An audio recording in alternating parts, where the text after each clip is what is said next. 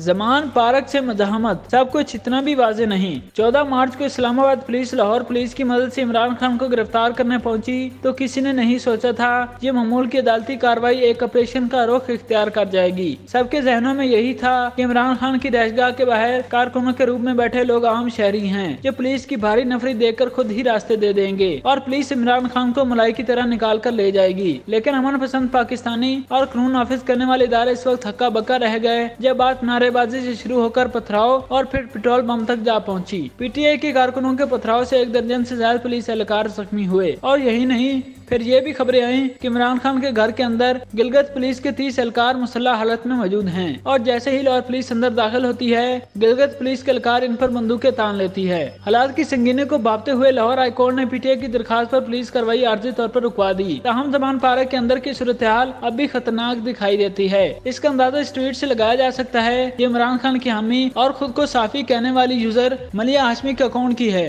Tweet में दावा किया गया कि इमरान खान की सिक्योरिटी टीम ने 200 गुना ज्यादा तैयारी कर ली है और केपीके से तरबियत याफ्ता मुजाहिदीन जमान पार्क पहुंच गए हैं। ट्वीट में धमकी अमेज लहजे में कहा गया कि पुलिस ने लाकानूनी दिखाई तो बहुत नुकसान उठाएंगे। यही नहीं, ट्वीट में यह दावा भी किया गया कि इस मर्तबा हेलीकॉप्टर का इलाज भी तैयार है। इससे ये अंदाजा मुश्किल नहीं कि ट्वीट करने वाले का मतलब हेलीकॉप्टर गिराना है। क्या जमान पार्क पाकिस्तान की नई लाल मस्जिद का रूप धार रहा है? खुद को एक सियासतदान कहने वाले इमरान खान इतने तशद्दुद पसंद क्यों हैं और क्या मकासद हासिल करना चाहते हैं?